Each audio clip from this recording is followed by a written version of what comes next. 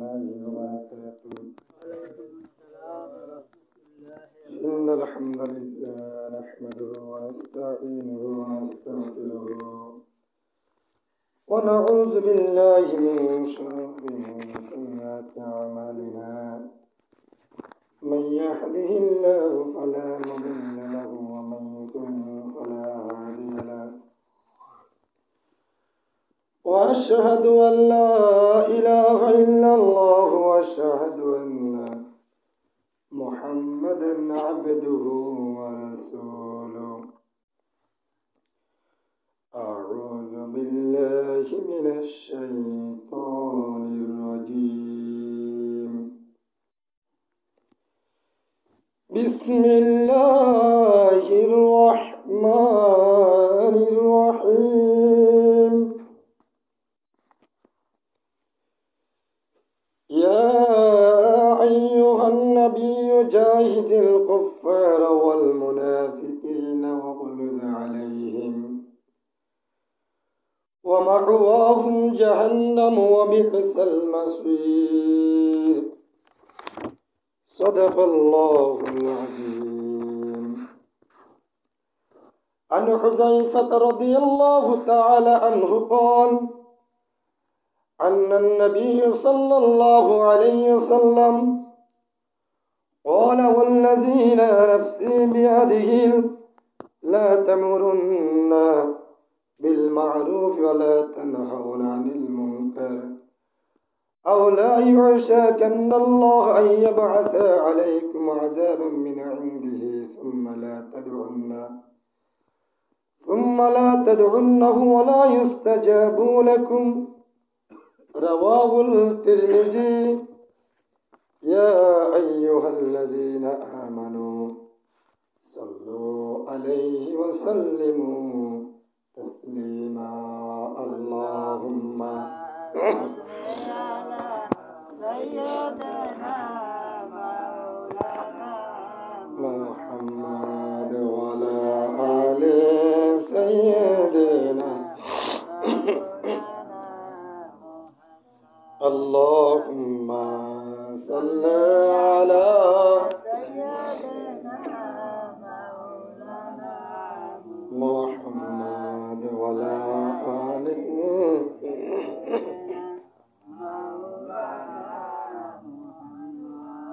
আসমান জমিন সবাই বলে আজকে মোদের খুশির দিন। দুনিয়াতে তশরিফ আনবেন রাহমাতাল লিল আলামিন। আল্লাহুম্মা সাল্লি আলা সাইয়্যিদিনা মাওলানা মুহাম্মদ ওয়া আলা আলি সাইয়্যিদিনা মাওলানা মুহাম্মদ। বালাগাল উলা بكماله كشف الدجى بجماله حسنت جميع خصاله. আলহামদুলিল্লাহ, শুকরিয়া আদায় করে মহান রব্বুল আলামিন যে মহান মালিক পবিত্র জমাদিল আউয়াল মাসের 29তম রজনী ৫মতম জুমায় আমাদেরকে আজানের সাথে সাথে তার পবিত্র ঘরে আসার জন্য তৌফিক দান করেছেন, শারীরিক মানে সুস্থ রেখেছেন, নেক হায়াত দান করেছেন। সেজন্য আমরা সকলে অন্তর থেকে কালিমাতুল শুকর আদায় করি আলহামদুলিল্লাহ। পাশাপাশি মানবতার মুক্তির দূত আমাদের কলিজার টুকরা নবী কুলের সম্রাট নবী মুহাম্মদুর রাসূলুল্লাহ সাল্লাল্লাহু আলাইহি ওয়াসাল্লাম। আজকে আমাদের জুমার আলোচ্য বিষয় ইসলামী আন্দোলন করা ফরজ। সেই সম্পর্কে আমরা আজকে গুরুত্বপূর্ণ আলোচনা করব ইনশাআল্লাহ। সেটা আমরা সূরাতুল আত-তাওবার ৭৩ নম্বর আয়াত তেলাওয়াত করেছি। সূরা তাওবা কোরআনের ৯ নম্বর সূরা, আমরা ৭৩ নম্বর আয়াত তেলাওয়াত করেছি। নবীজি সাল্লাল্লাহু আলাইহি সাল্লামের অসংখ্য হাদিস থেকে একটি হযরত হুযায়ফা রাদিয়াল্লাহু আনহু বর্ণিত তিরমিজি শরীফ হাদিসটি এসেছে। আমরা একটা হাদিস তেলাওয়াত করেছি। আল্লাহ তাআলা যদি আমাদেরকে তৌফিক দান করেন আমরা এখান থেকে কিছু কথা বলবো ইনশাআল্লাহ। সুবহানাকা লা ইলমা লানা ইল্লা মা আল্লামতানা ইন্নাকা আনতাল আলিমুল হাকিম। আল জিহাদ ফি সাবিলিল্লাহ এর 5টি অর্থ। একটা হল দাওয়াত ইল্লাল্লাহ, 2 শাহাদাত আলান নাস, কিতাল ফি সাবিলিল্লাহ, ইকামত দিন, আমল বিল মারুফ, নহি আনিল মুনকার। এই 5টি একসাথ করলে জিহাদ ফি সাবিলিল্লাহ, আল্লাহর পথে জিহাদ করা। নামাজ, রোজা, হজ, যাকাতের চাইতে সবচেয়ে বড় জিহাদ হলো আল্লাহর জমিনে আল্লাহর দিন প্রতিষ্ঠা করার জন্য সংগ্রাম, চেষ্টা, প্রচেষ্টা চালানোর নাম জিহাদ। সূরাতুল বাকারার 216 নম্বর আয়াত আল্লাহ তাআলা বলেন, কুতিবা আলাইকুমুল কিতাল ওয়া হুয়া হুররুল লাকুম ওয়া আসা আন তাকরাহু শাইআন ওয়া হুয়া খায়রুল লাকুম ওয়া আসা আন তুহিব্বু শাইআন ওয়া হুয়া শাররুল লাকুম ওয়াল্লাহু ইয়ালামু ওয়া আনতুম লা তা'লামুন। আল্লাহ তাআলা বলেন সূরাতুল বাকারার 216 নম্বর আয়াত আল্লাহ বলেন, জিহাদ তোমাদের উপর ফরজ করা হয়েছে, আর তা তোমাদের অসহ্য মনে হতে পারে। কোনো জিনিস তোমাদের জন্য অসহ্য মনে হলো, অথচ তাহাই তোমাদের জন্য কল্যাণকর। পক্ষান্তরে ইয়াও হতে পারে যে কোনো জিনিস তোমাদের ভালো লাগলো, অথচ তাহাই তোমাদের জন্য খারাপ। প্রকৃত ব্যাপার তো আল্লাহ জানেন, তোমরা তা জানো না। তাহলে আল্লাহ বলতেছেন এমন তোমাদের উপরে জিহাদ ফরজ করা হয়েছে, কিন্তু তোমরা এটাকে অসহ্য মনে করো। তোমাদের ভিতরে কিছু লোক এটা কি মনে করে? অসহ্য মনে করে। অসহ্য মনে করে, কিন্তু অথচ তোমাদের জন্য এমন কোনো কিছু, এমন জিনিস আছে যা তোমার জন্য অকল্যাণকর, কিন্তু তোমরা তাহাকে কল্যাণকর মনে করো। আসলে মূলত ব্যাপার হচ্ছে আল্লাহ তাআলা সব কিছু জানেন, তোমরা জানো না। তাহলে আল্লাহ তাআলা আমাদেরকে, যেমন একটা উদাহরণ হিসেবে বলতে গেলে, যদি কোনো লোকের অসুস্থ হয়, তার পায়ের দিকে যদি পছন্দ ধরে, তখন ডাক্তার পরামর্শ করে, তার টিম বৈঠক করে বলে তার এই পায়ে একাংশ কেটে ফেলতে হবে। তার পরিবারদেরকে ডাকে যে তার পায়ের একাংশ কেটে ফেলতে হবে, কারণ নতুবা তার পুরো শরীরেই পছন্দ ধরে যাবে। তখন ডাক্তার তার সিদ্ধান্ত মোতাবেক পা কেটে ফেলে, টাকাও নেয়, নাকি নেয় না? লক্ষ লক্ষ টাকাও নেবে, পাও কাটে ফেলে দিবে। এখন আপনার বাহ্যিক দৃষ্টিতে আপনি দেখলে কিরে এই পাও কাটে ফেলে দিল, টাকাও লেগে গেল, এটা তো দুইটাই তো লস। যুক্তি থেকে চিন্তা করে দুইটাই কি লস। পাও লেগে গেল, পাও কাটে, টাকাও লেগে গেল, দুইটাই নিল। কিন্তু আসলে কি ডাক্তার তার রোগীর জন্য মঙ্গল হচ্ছে নাকি অমঙ্গল হচ্ছে? রোগীর ভালোর জন্য, নত তার পুরো শরীরেই পছন্দ হয়ে যাবে। তাহলে আল্লাহ বলতেছেন আমি তোমাদের জন্য এটাকে ফরজ করে দিয়েছি, কিন্তু তোমরা এটাকে অনেকে অসহ্য মনে করো। আসলে তোমাদের জন্য এটাই কল্যাণকর, তোমরা বুঝো না। তাহলে আমাদের জন্য এটাই হলো কল্যাণকর, হয়তোবা আমাদের বুঝে আসে না। কারণ একদল লোক আল্লাহ তাআলার পথে থাকবে, ছিল, আছে, থাকবে, আর একদল আল্লাহর বিরুদ্ধে পার্টিও থাকবে। আমি নিজে ব্যক্তিগতভাবে মাঝে মাঝে চিন্তা করি,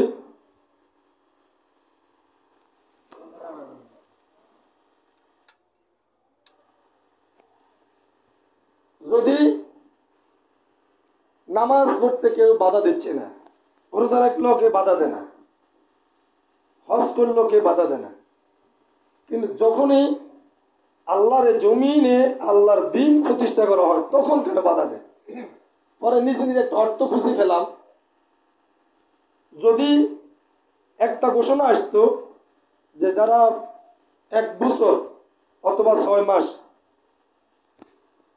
একবারে তাকবীরের সাথে নামাজ পড়বে তাদেরকে সমাজের মেম্বার বানানো হবে অথবা মসজিদ কমিটির সভাপতি বানানো হবে। যে 2 বছর একটা না তাকবীরের নামাজ পড়বে তারে চেয়ারম্যান বানানো হবে।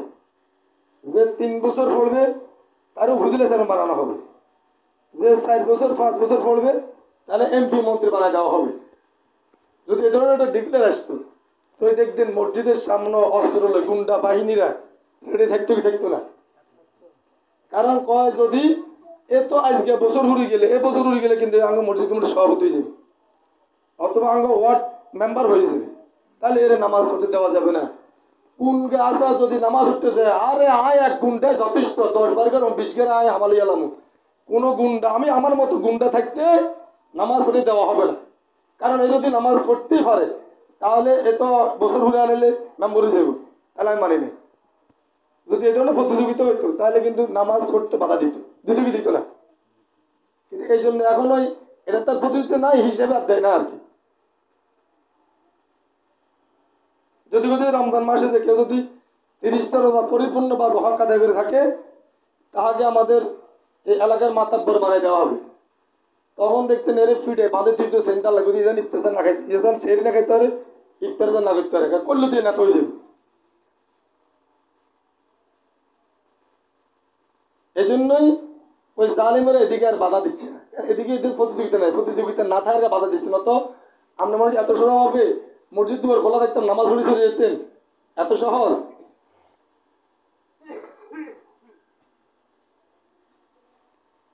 আল্লাহ তাআলা বলছেন এজন্যই আমাদের ওই জন্য ওইগুলি করতে বাধা দেয় না, ওইগুলি করতে বাধা দেয় না।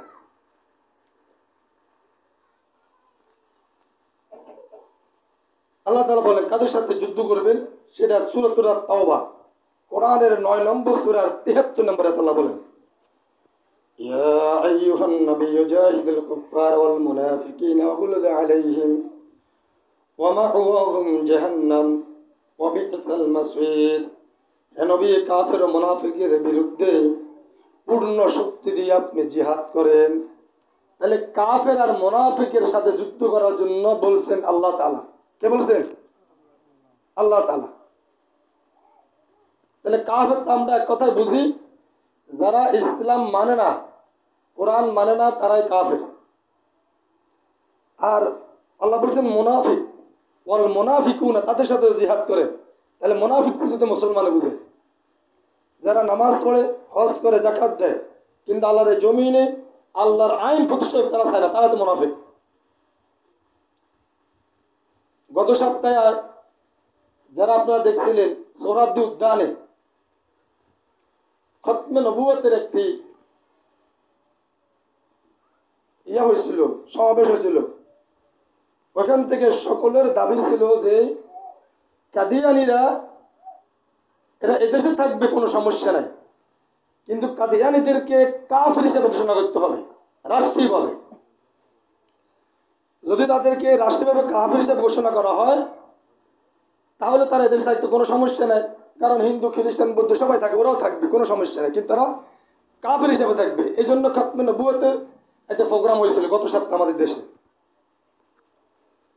সেখানে অনেক মেহমান, প্রায় দলের মেহমানরা গেছে। সেখানে সভাপতি ছিলেন সিলেটের একটি মধুপুর এলাকা, মধুপুরের ফিরসা হুজুর।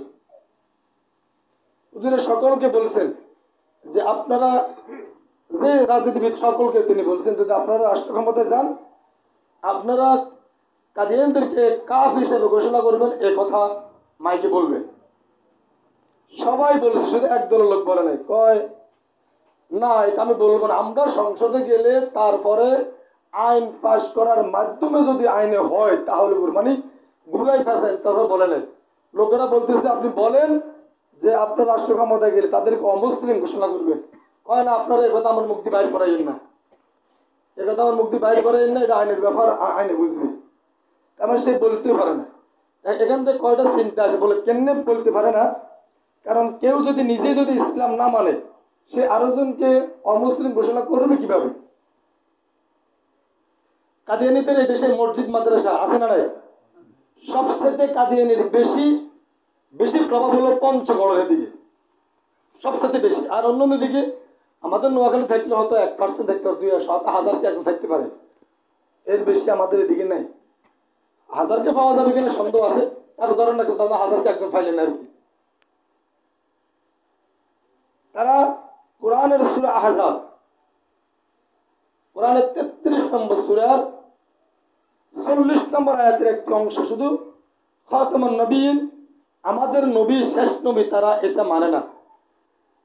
এক শুধুমাত্র 4-5টা হরফ তারা না মানার কারণে, আর নতুবা তারা সব কিছু মানে। এই কাজের হজ করে, তারা জাকাতও দেয়, তাদের মসজিদ আছে, মাদ্রাসা আছে, তাদের ভিতরে বড় বড় PhD হোল্ডার আলেমও আছে, তারা কোরআন পরিপূর্ণ মানে, কোরআন হাফেজ আছে, তারাও তারাবি পড়ে, রোজা রাখে, সব কিছু করে, কিন্তু তারপরেও তারা কাফের কেন? কারণ তারা কোরআনের শুধুমাত্র আমাদের নবীজি শেষ নবী এটা তারা না মানার কারণেই প্রায় পৃথিবীর অনেক রাষ্ট্র তাদের কাফের হিসাবে ঘোষণা করছে। কিন্তু আমাদের দেশে সেটা হয়নি। কেন হয় নাই? এর ভিতরে দুটি কারণ। একটি হলো আমাদের ইমানের দুর্বলতা, 2 নম্বর হলো আমরা ওই ধরনের ইমানদার লোকদেরকে সংসদে ফাড়াইতে পারি নাই, এজন্যই কাদিয়ানদের কাফের ঘোষণা করা হয় নাই। এখন কাদিয়ানি যদি 6 হরফ না মানে যদি কাফের হয়, তো যারা বলে যে আমরা শরীয়ত আইন মানি না, তাহলে তো কোরআনে 1000 আয়াত অস্বীকার করা হয়ে গেল, তাহলে তারা ওদেরকে কাফের বলে কিভাবে? নিজে না মানি তো আর বলতে পারতেছে না। তাহলে আমি আগে কোরআন মানবো, তারপরে বলার সুযোগ আছে। ও তো মানে না মাত্র 6 হরফ, আর ও তো মানে না অস্বীকার হচ্ছে 1000 আয়াত।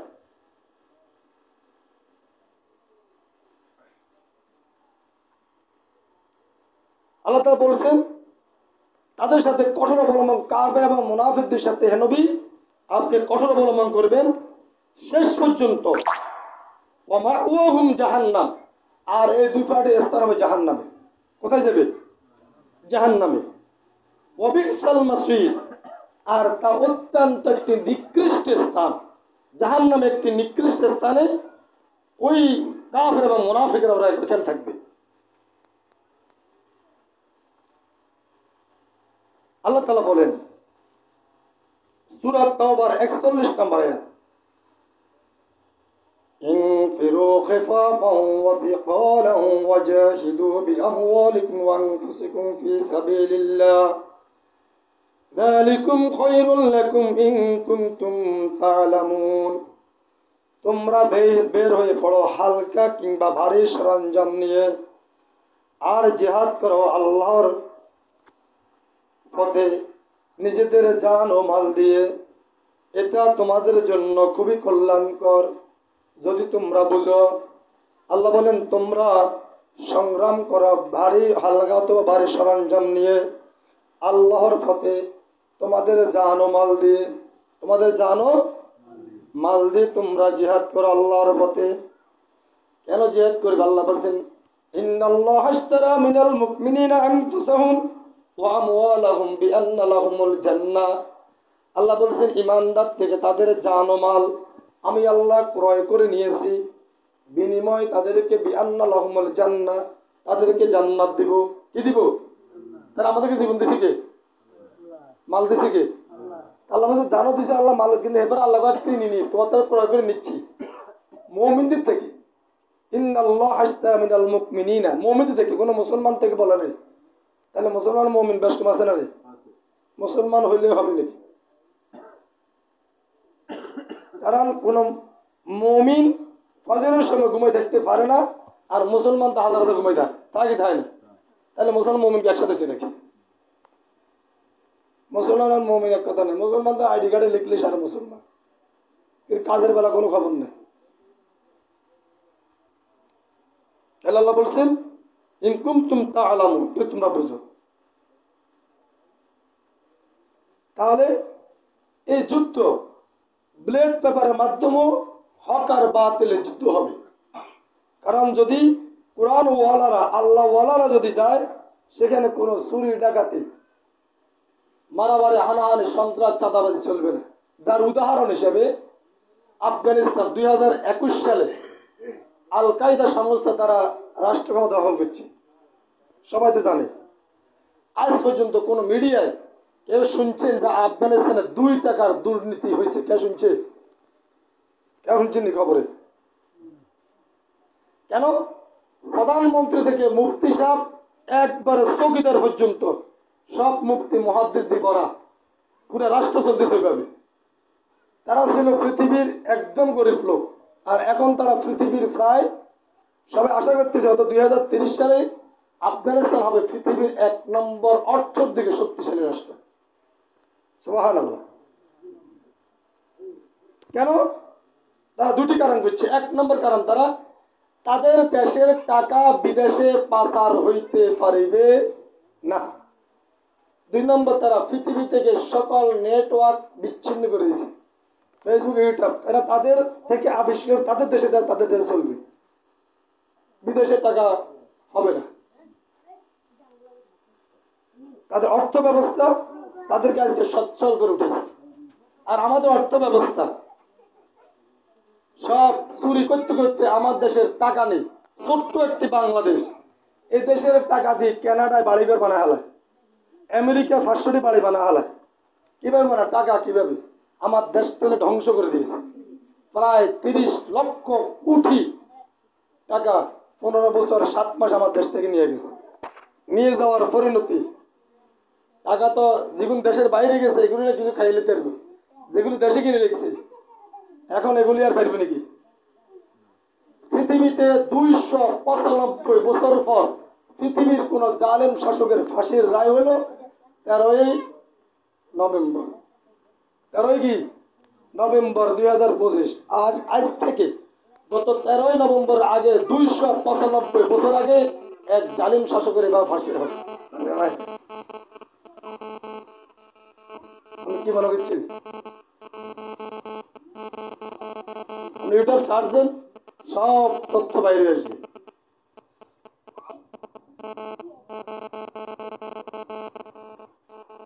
এবং শুধু তাদের ফাঁসি নয়, তাদের সমস্ত সম্পত্তিও বাজেয়াপ্ত করে নেওয়া হবে। রাষ্ট্র কোটা করে জমা দিয়ে ওই সম্পত্তি ভাগ করে দেওয়া হবে জুলাই যোদ্ধাদের, শহীদদের পরিবারদেরকে এবং আহত বীরদের হাতে তাদেরকে বিলিয়ে দেওয়া হবে।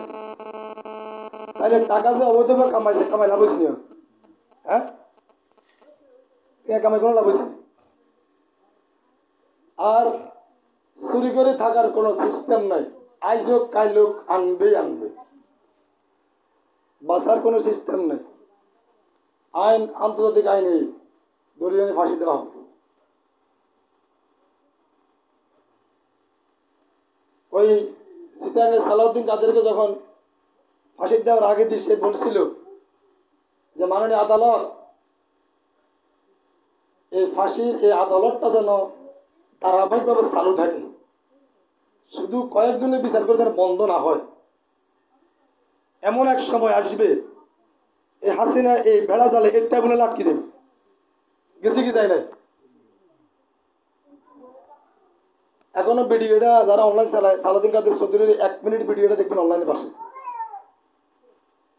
সে তো অনেক লম্বা ছিল, আমার মনে হয় 7 ফুটের নিচে হবে না, স্বাস্থ্যবান লোক ছিল। তারে ফাঁসি দিবার পরে তার গলাটা ছিঁড়ে গেছে, পুরাটা ছিঁড়ে গেছে, আলাদা হয়ে গেছে, তারপরে ছাড়ে না।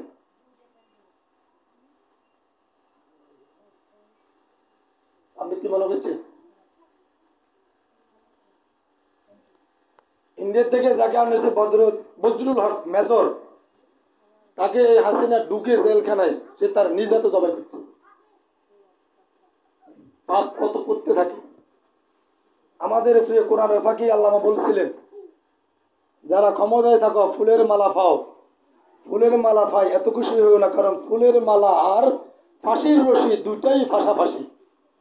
ফুলের মালা আর ফাঁসির রশি দুটাই ফাঁসাফাঁসি।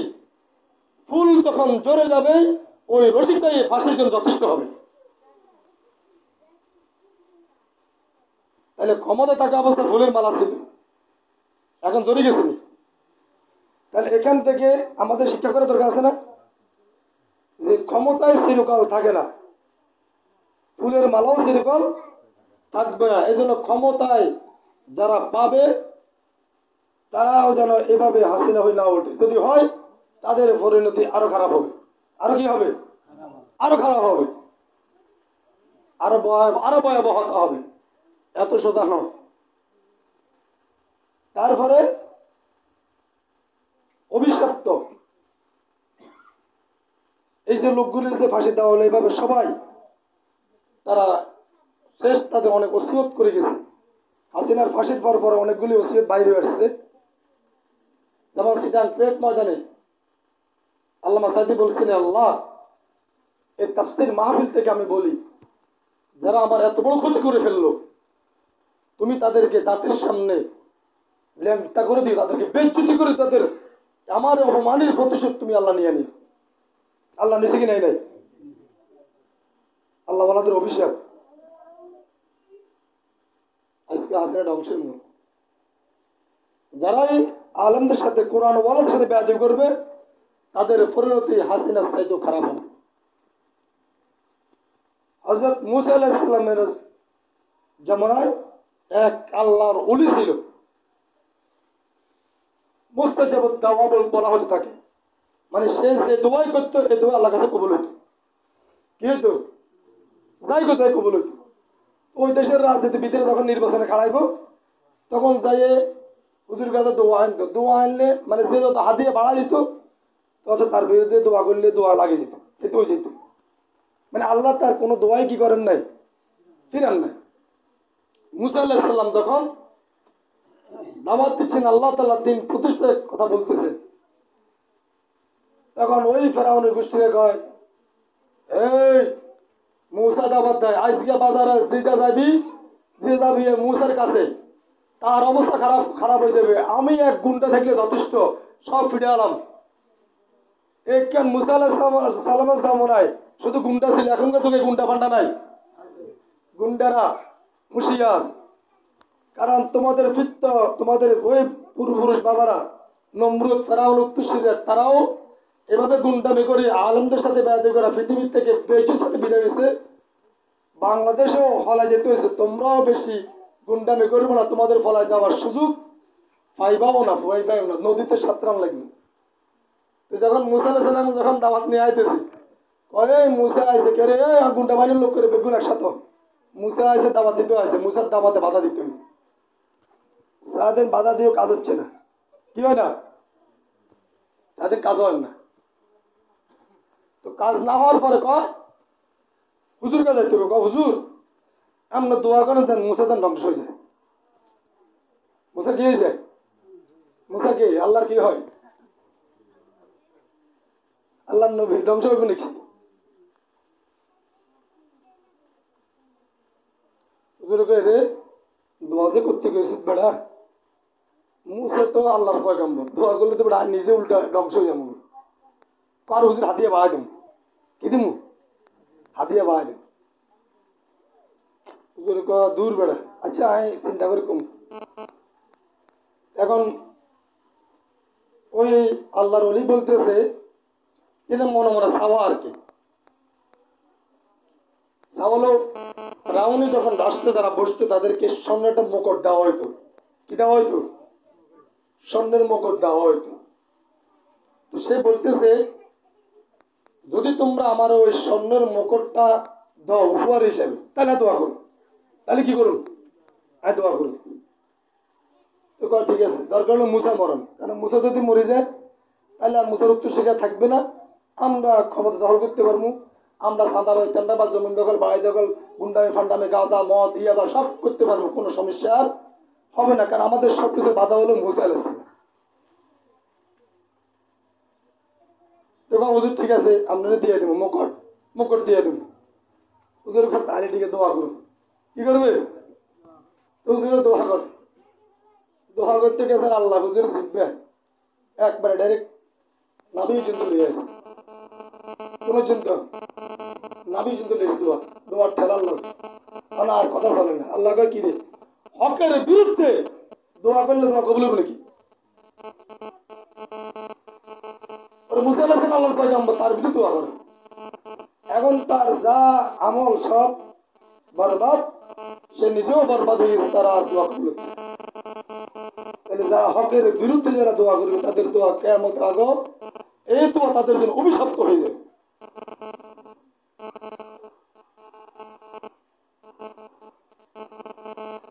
এই জন্য আমরা হকের বিরুদ্ধে যাওয়ার কোনো কি নেই, সুযোগ নেই, কোনো সুযোগ নেই। হকের বিরুদ্ধে গেলেই পরিণতি খুবই ভয়াবহ হবে। দুনিয়াতে হবে, আখিরাতে হবে। দুনিয়াতেও পার পাওয়া যাবে না। আপনি অন্য দেশে থাকলে হলাই গেল ফাঁসির আদেশ, ওই রাষ্ট্রে হবে কি হবে না? ওই দিনকে শেখ হাসিনার ছেলে বলতেছে যে আমার ইন্ডিয়া সরকারকে আবেদন করে বলতে, আমার মা যদি মারা যায় আপনার দেশে দাপন দিয়ে লাগেন, বাংলাদেশে আমার মান লাশটা ফাটাইয়েন না। ওই ফাটাইলে এই রাজাকারের ফাটি এই কবরত্তর ওই জন্য হাসি দিবে, এরা ছাড়বে না আমার। আমি মনে চিন্তা করলাম এত মনে যদি ভয় থাকে তাহলে তখন মারা বাধা দিলে লাগে যে মা এইগুলি আকাম করিয়েন না, আলমের সাথে বেয়াদবি করিয়েন না, তখন বাধা দিল না কেন? এখন বলে কেন? ওই বুঝবি আরামারে বুঝবি, তোর আরামারে বুঝিয়ে লাভ হয়েছে না। এখন আর বুঝি কোনো কাম হবে, ফাঁসি হবে হবে, এবং কোনো আপিলও করা যাবে না এই রায়ের বিরুদ্ধে। এমন এক আপিল রায় হয়ে গেছে, কোনো আপিল করার কোনো সুযোগ নেই।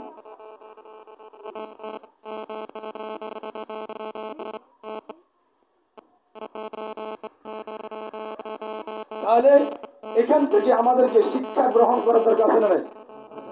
শিক্ষা যে এত শক্তিশালী পাওয়ারফুল যদি এই অবস্থা হয়ে যায়, আর আমার কি অবস্থা? আমার তো ক্ষমতাই নেই। শিক্ষা যদি গ্রহণ না করে, আসলে হলো কি জাতি শিক্ষা গ্রহণ করে না। এই যে মুসা আলাইহিস সালাম তার চোখের সামনে হাজার হাজার কাফেরের সামনে যখন ফেরাউন নদীতে ডুবি মরল, কাফেররা দেখছে না? দেখার পরও কি আসলে কি তারা কি ফিরে আসছে নাকি? ফিরে আসে যাদের শিক্ষা নেয় না। নমরুদ 400 বছর প্রেসিডেন্ট, 350 বছর যুদ্ধের বাড়ি, তার জাতির লোকের সামনে 350 যুদ্ধে পিঠা খাইছে। জাতির লোকের শিক্ষা গ্রহণ করছে। জর্জ ডব্লিউ বুশ জাতির লোকের সামনে জুতা পিঠা খাইলো, সারা পৃথিবী দেখলো, সাংবাদিক জুতা মারে, জুতা গাল বাড়ে। এরপরে কি জাতি শিক্ষা নিছে নাকি? এবার শিক্ষা না। আসলে তো আমরা জাতিগত ভাবে আমরা শিক্ষা গ্রহণ করি না, এ হলো আমাদের সমস্যা। নয়তো আমরা বুঝি, সবাই বুঝে, বুঝে না বলতে কোনো শব্দ নাই, সবাই বুঝে, কিন্তু না বুঝের বান করে। না বুঝের কি করে? সবাই বুঝে। আল্লাহ তাআলা বলেন ওয়াজাহিদু ফিল্লাহি হাক্কা জিহাদি ওয়া হুয়া ইজতাবাকুম ওয়া মা জাআলা আলাইকুম ফিদ-দীনি মিন হারাজ। হে নবী, আল্লাহর পথে আপনি জিহাদ করেন, জিহাদের পরিপূর্ণ হক আদায় করেন, জিহাদের পরিপূর্ণ হক আদায় করে আপনি জিহাদ করেন। আপনি জিহাদ করবেন ওই পর্যন্ত যতক্ষণ পর্যন্ত আল্লাহর পুরানো জমিনে আল্লাহর দিন প্রতিষ্ঠা হয় নাই, তখন পর্যন্ত আপনাকে সংগ্রাম চালাইতে হবে এবং এর হক পরিপূর্ণ আদায় করতে হবে। হক আদায় বলতে কি বুঝলেন? আমরা একজনের কাজে লইছি, বলে তারা বলছে ভাই আমি চলে যাই, আমি থাকতে চাইতাম না, আপনি আপনার ইচ্ছা কত কাজ করি। একথা বলে কি বলি না? বলি না যে ভাইয়া আমি তো চলি, মাইতে চলে যাও, ঢাকা চলে, সিরান চলে যেতে হবে, আপনি কাজ করেন, আমার আপনি আপনার ইচ্ছা মতো কাজ করি।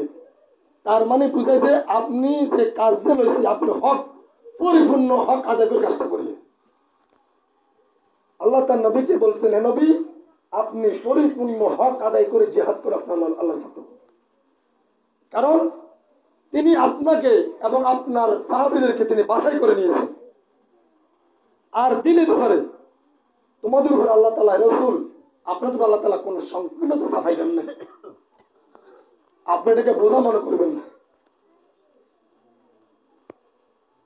সূরা হজ, কোরআনের 22 নম্বর সূরার 78 নম্বর আয়াত, আল্লাহ তাআলা বলেন, রাসূল আল্লাহ তাআলা আপনাদেরকে কোনো কিছু সংকীর্ণতা করে দেননি, আপনি পরিপূর্ণ হক আদায় করে জিহাদ করেন। আর আপনি যখন জিহাদ আল্লাহর রাস্তায় নেমে যাবেন আপনাকে সরাসরি সহযোগিতা করবে আল্লাহ তাআলা নিজে আপনাকে সহযোগিতা করবে। সুবহানাল্লাহ। তাহলে সহযোগিতা করবে আল্লাহ তাআলা করবে।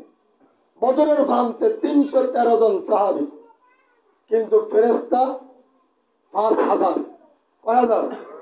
5000 ফেরেশতা। তাহলে আল্লাহ বলছেন যদি তোমরা আমার পথে যখন তোমরা এক কদম আগাবে, আমার রহমত তোমাদের দিকে 10 কদম আগে দেখবে। যখন তোমরা আমার দিকে 10 কদম আগাবে, আমার রহমত তোমাদের দিকে 100 কদম আগাবে। এতে তোমরা যদি শহীদ হয়ে যাও, শহীদ হওয়ার পরেও তোমরা দুনিয়ার মৃত্যুকে ভয় পাবে না। তারা যাদের ইমানে মনোবল আছে তারা দেখবেন আল্লাহর জান্নাত তাদের উপরে চোখের সামনে 22টা তারা আল্লাহ জান্নাতের মেহমান হয়ে যাচ্ছে। হযরত আসিয়া আলাইহিস সালাম ফেরাউনের স্ত্রী। কার স্ত্রী? শুধুমাত্র আল্লাহর উপরে ঈমান আনার কারণে, ফেরাউনকে আল্লাহ না মানার কারণে ফেরাউন তার পুরো শরীরকে, আম্মা আসিয়া আলাইহিস সালাম শরীরকে ব্লেড দিয়ে কত বিক্ষত করে লবণ আর মরিচ লাগাই দিই উত্তপ্ত তেলের মধ্যে সে ডালে দিয়েছে, যেভাবে আমাদের দেশে মাছ ভাজা করে ওইভাবে ডালে দিয়েছে। কিন্তু আল্লাহ তাআলা ফেরেশতা বলেছেন আমার জান্নাতের একটি ঘরের আমার আসিয়ার চোখের সামনে ধরে রাখো। সুবহানাল্লাহ। আসিয়া তখন বলছিলেন মালিক তোমার পাশে আমায় জান্নাতে একটি ঘর বানিয়ে দিও। আল্লাহ তাআলা সে আসিয়ার দোয়া কবুল করেছেন। তাহলে ওই মৃত্যুকে যদি আপনি দেখেন, আপনার জন্য সারা পৃথিবী দেখবে আপনার জন্য কষ্টকর, কিন্তু আপনি দেখবেন আল্লাহর জান্নাত অপেক্ষা করতেছে। এই জন্য আল্লাহর পথে জিহাদ। হতে পারে তারা বলতে রাসূল সাল্লাল্লাহু আলাইহি ওয়াসাল্লাম বলেন আমি আল্লাহর শপথ করে বলতেছি যে রবের হাতে আমার জীবন নিয়ন্ত্রিত, অবশ্যই তোমরা সৎ কাজের নির্দেশ দিবে এবং অসৎ কাজ থেকে মানুষকে পাপ থেকে ফিরিয়ে রাখবে। পাপ থেকে কি রাখবে? ফিরিয়ে রাখবে। নতুবা তোমাদের উপরে শীঘ্রই আল্লাহর আযাব নাজিল হবে। আযাব কি হবে? নাজিল হবে। অতঃপর তোমরা তার নিকৃষ্টি পাওয়ার জন্য যতই তোমরা দোয়া করবে, তোমাদের দোয়া কবুল করা হবে না। দোয়া কি হবে না? কবুল করা হবে না। আজকেও 11টার দিকে অনেক কথা কইতে হচ্ছিল 5.8 মাত্রা ভূমিকম্প কে করতে নেবে 2 করতে আর করতে। আমি ঘরে একটু হালকা রেস্ট নিচ্ছি, তোমার প্রস্তুতির জন্য একটু রেস্ট নিচ্ছি। এই সময় তো পুরো ঘর কাঁপে উঠছে। আমি কিনে হঠাৎ করে কাঁপে উঠে লাভ দিয়ে উঠে গেলাম, বাইরে উঠে গিয়ে ফ্যানটা সব জ্বলতে। 5.8 মাত্রা পুরো বাংলাদেশ ভূমিকম্প। যে দেশে আযাব গজব নাজিল হয়, আল্লাহর বিধানগুলি মানা হয় না, পাপে ভারী যায়, তখন ওইখানে ভূমিকম্প শুরু হয়। তাহলে আমাদের পাপের ফসল কিসের ফসল? যতই দোয়া করবে কাজ হবে। দোয়া করলে কি হবে না? কাজ হবে না। নারী পুরুষ যদি বিয়ের আগে জিনা করে, বিয়েরা কি করে? আল্লাহ বলছেন উভয় পক্ষে 100 বেতাঘাত করো। ছেলেরা তো 100, মেয়েরা তো 100 বেতাঘাত করে। এখন বাংলাদেশে কি করে? বাংলাদেশে হলাত্তান জরিমানার মাইয়ের কিছু করে না। কারণ গিয়ে কিছু করলে তো টিয়া রাইতো না। মাইয়ের খারাপ কাজ করবে, ধর্মীয় টিয়া খাবো, ধর্মীয় টিয়া খাবো, ধর্মীয় টিয়া হাত লাভ। আল্লাহর বিধান হলো। আর যারা বিচার করে ওরা তো সুরা ফাতিহা, ওদের গুলি করলে সুরা ফাতিহা 12 গুলি। কারণ এই বিচারগুলি করবে আলেমেরা। আলেমেরা জানে হাদিসের কোন কিতাবে, কোরআনের কোন বিধানে কি শাস্তি হয়, এটা একমাত্র আলেমেরা জানে। যারা বিচার করে 21 গোষ্ঠী একসাথে করলাম, দেখ গুলি মারলো, সুরা ফাতিহা 12 গুলি, এরা বিচার করে। এটার জন্য তো আল্লাহ দেয় ধ্বংস হয়ে যায় জন্য। কারণ আলেমেরা জানবে বিচারের কোন বিচারের ফয়সালা কতটুকু শাস্তি হয়, হাদিসের কিতাবে কিভাবে শাস্তির আওতাগুলি মাত্রাগুলি আনা হয়েছে, এটা জানবে কারা? কারা জানবে? আলেমেরা। তাহলে সালিশ নামা করবে আলেমেরা। যে দেশে জালেম শাসন করে, ওই যে ইমাম গাজদালির জমানার এক এলাকা যাইছেন, ইমাম গাজদালি রহমতুল্লাহর মুরিদ যাই সাদেন, ওই দেশের তেলের দাম আর গিদ্দাম হামান, তেলের দাম আর গিদ্দাম কিয়া হামান। ইমাম গাজদালিকেও আমি এদেশে দেখতাম না, কারণ এদেশে মানুষের বিবেক নাই, ইনসাফ নাই। তেলের দাম গিদ্দাম কিভাবে সমান হয়? যে দেশে শিক্ষিত অশিক্ষিত লোকের দাম সমান, সে দেশে মামুরের বিবেক নাই। 15 বছর লেখাপড়া করার পরে ইমাম সাহেব বেতনে 8,000 টাকা, আর যে লেখাপড়া করে না তার বেতন হচ্ছে বিবেক আছে নাকি? বিবেক করতে হচ্ছে। তার আমি 20 বছর লেখাপড়া করে আমার দাম হলো কি? তাহলে মানুষকে ছেলেমেয়েরা আলেম বানাবে, শিক্ষিত বানাবে না অশিক্ষিত বানাবে?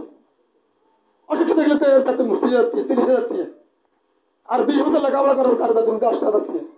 এরপরে কত ঠেলায় বাঁচা যায় না, দৈনিক 300 বেতন হয় না। ইমাম গাজ্জালীকে আমি এদেশে দেখতেন না, এদেশের মানুষের বিবেক নেই। তখন ওনার মুরিদকে দূর আপনি ফিস আমার জানবই আয় দেশে থাই ঘি খেয়ে মোট হয়ে যান, ঘি খেয়ে গিয়ে দেবো মোট হয়ে যাবে। তো ওই আদালত ওইখানে একটা বিচার হয়েছে, এক লোকের ফাঁসির আদেশ। কি আদেশ? ফাঁসির আদেশ। তো ফাঁসির আদেশ হয়েছে, আর কয় ফাঁসির আদেশ, কয় কিনলে তোর ফাঁসি। কয় তুই যে চোরাই, ওই চোরার বউতে মামলা করছে। কয় স্যার এই মালিকে বাড়িতে ওয়াল উঠেছে, ওয়াল আজামে চুরি করতে গেছে স্যার, তো আইবার সময় টপকি হারাতে গেছে আর ওয়াল ভাঙে আজামে হয়ে যায় মরে গেছে। তোকে পারে মালিকের দরিয়ান, মালিকেরও তোর ফাঁসি। মালিকের আর ফাঁসি কিনলে কত ওয়াল মানে পেটা ওয়াল নরকে মানাছে, চোর মরে গেছে, তোর হাসি। মালিক স্যার বাড়ি তো আর ঠিক আছে, কিন্তু বাড়িটা বানায় না, এটা মিস্ত্রি বানাইছে। কে বানাইছে? রাজনীতি কথা ঠিক আছে, তোর দোষে যাচ্ছে খালাস মিস্ত্রিটা। তো মিস্ত্রি বলেছে কত তোর ফাঁসি। কিনলে স্যার কত তোর ওয়াল মানে ওয়াল নরকে মানে চোর মরে গেল, তোর ফাঁসি।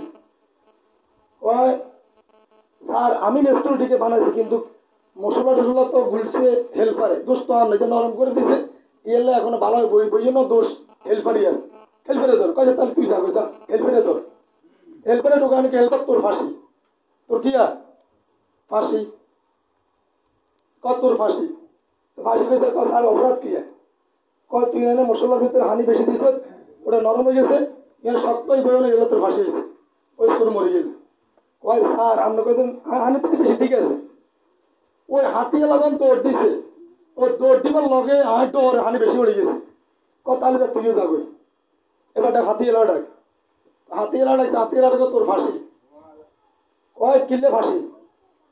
কয় তুই যে হাতিলে জান দিছিস তার হতে হাতি যন্ত্রণা লাগে, এবার হানি বেশি উড়ে গেছে, কত সমস্যা হয়েছে।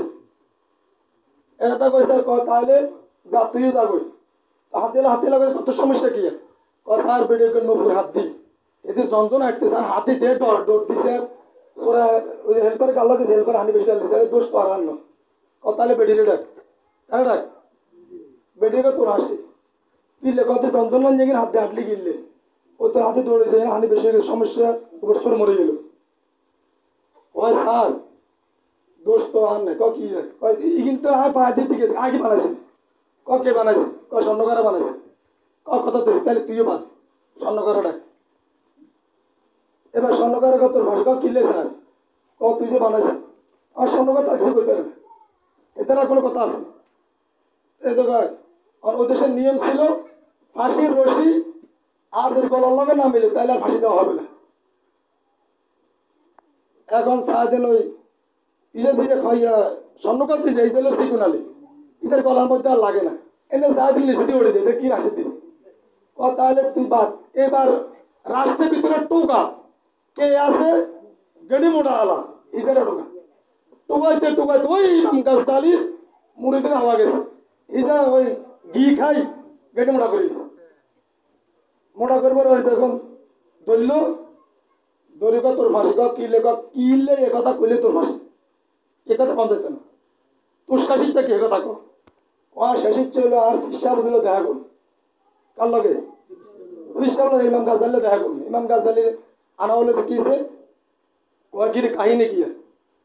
কয় স্যার আমরা হুজুর আমরা বেদ হচ্ছি, হয়তো গেড়ি মোটা করে লেছি, তো ফাঁসি রসি লাগে ধরতে হবে, কোনো অপরাধ করি নাই। তোরা কইলাম না যে দেশের মানুষের শিক্ষিত অশিক্ষিত লোকের দাম সমান, সে দেশে মাসে বিবেক নাই, ইনসাফ নাই, তাহলে তুই ফাঁসি তো হবে। হুজুর যা হিসেবে আর বাঁচান না, কিনলে বাঁচাবে। তাহলে এক কাম কর, তুই কবি তোর ফাঁসি দিতে আগে মার ফাঁসি দিতে, বাকিটা হরে বুঝি। তার মরিদে ওই ঠিক আছে রাজা সাহেব ফাঁসিটা আর দিলাম, হিসাব কর না ফাঁসি আরে দেন, ফাঁসি কি আরে দেন, এবার গাজ্জালীকে ফাঁসিটা আরে দেন, ওই দোকান মরিদকে না আরে দেন। বাচ্চ কিনে হুজুর ফাঁসির রশিতে জোর করলে তার আগল হয়েছে, কাহিনী কি? কয় এখন যে ফাঁসি হবে। ইমাম গাজ্জালি বলতেছে আমি দেখতেছি, এ আল্লাহ জান্নাতে চলে যাবে। বাদশা গো আয়ারে যা পাপ করলাম, ডাইল চুরি, হাঁস চুরি, রড চুরি, বাঁশ চুরি, কত কিছু করলাম, রডের জায়গায় বাঁশ ঢুকাইলাম, ঢুকাইতে ঢুকাইতে অন্ত অবস্থা খারাপ হয়ে গেছে, তাহলে হলাই জান লাগবে। তো হলাই জানের আগে দিয়ে ফাঁসিতে আইন হয়ে এলাই জান্নাতে চলে যায়। বাদশা হাসিয়ে দিল। এখন আগাগুলো থেকে দেশের মাসে বিবেক নেই, দেশের মাসে বিচার এরকম হবে না? তো ওরা হাতে কি আর না, বিবেক বিচার তো এরকম হবে। শাস্তি হলো দুজনের হওয়ার কথা, একজনের একজনের শাস্তি নেই। এটা কোন বিচার? তার মানে বুঝেও না যারা বিচারক, বুঝার জ্ঞানও নয়, যোগ্যতাও নয়। আল্লাহ তাআলা এই মূর্খ জাতিকে আমাদেরকে হেফাজত করুন। সুবহানাকাল্লাহুম্মা বিহামদিকা আশহাদু আল্লা ইলাহা ইল্লা আনতা আস্তাগফিরুকা ওয়া আতুবু ইলাইক। যারা